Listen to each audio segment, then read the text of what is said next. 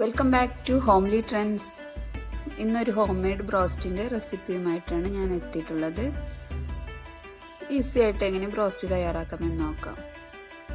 കുറച്ച് ഇഞ്ചി, പച്ചമുളക്, വെളുത്തുള്ളി ഇതെടുത്തിട്ട് നന്നായിട്ടൊന്ന് ചതച്ചെടുക്കാം.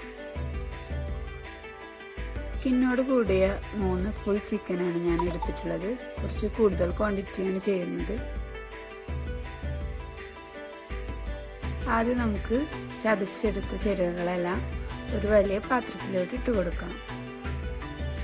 അതിനുശേഷം നമുക്ക് ഇതിലോട്ട് കുറച്ച് കൂടുതൽ വെള്ളം ഒഴിച്ചു കൊടുക്കാം.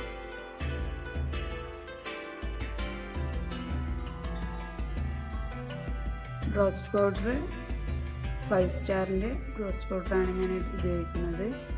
ഇതിനകത്ത് തന്നെ നമുക്ക് ഇതിലേക്ക് ആവശ്യത്തിനുള്ള ഉപ്പ് കിട്ടും.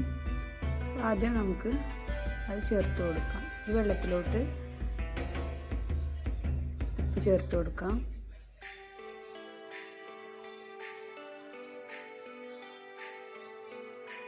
പൗഡർ നമ്മൾ വെള്ളത്തിലോട്ട് ഇട്ടതിന് ശേഷം നന്നായിട്ടൊന്ന് മിക്സ് ചെയ്ത് യോജിപ്പിക്കാം.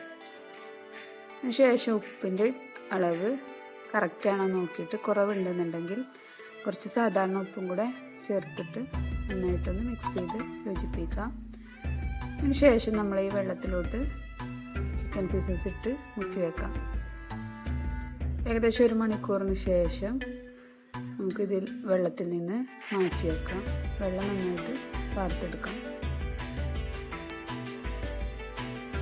വെള്ളം നന്നായിട്ട് വാർത്തെടുത്ത ചിക്കൻ പീസസ് നമുക്ക് ഓരോന്നായിട്ട് ബ്രോസ്റ്റ് പൗഡറിൽ ഒന്ന് കവർ ചെയ്തെടുക്കാം. നന്നായിട്ട് കവർ ചെയ്തെടുക്കാം. മുഴുവനായിട്ടും കവർ ചെയ്തെടുത്തതിന് ശേഷം നമ്മളിത് 1 മണിക്കൂറെങ്കിലും ഫ്രിഡ്ജിലൊന്ന് റെസ്റ്റ് ചെയ്യാൻ വെക്കുന്നത് നന്നായിരിക്കും.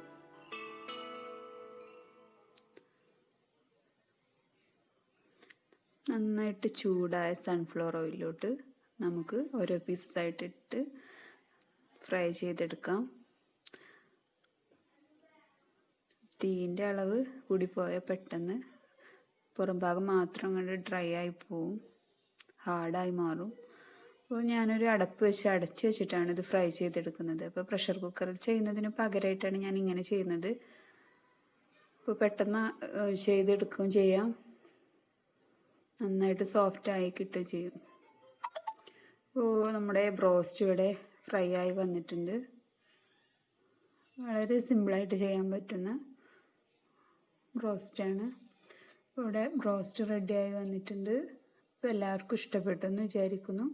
എല്ലാവരും ട്രൈ ചെയ്ത് നോക്കണം. ഇഷ്ടപ്പെട്ടാൽ ലൈക്ക് ചെയ്യുക. എന്തെങ്കിലും നിർദ്ദേശങ്ങളുണ്ടെങ്കിൽ കമൻറ്റ് ചെയ്യുക. അതോടൊപ്പം തന്നെ ഇതുവരെ എൻ്റെ ചാനൽ സബ്സ്ക്രൈബ് ചെയ്യാത്തവരുണ്ടെങ്കിൽ സബ്സ്ക്രൈബ് ചെയ്ത് ഒന്ന് സപ്പോർട്ട് ചെയ്യുക. Thank you.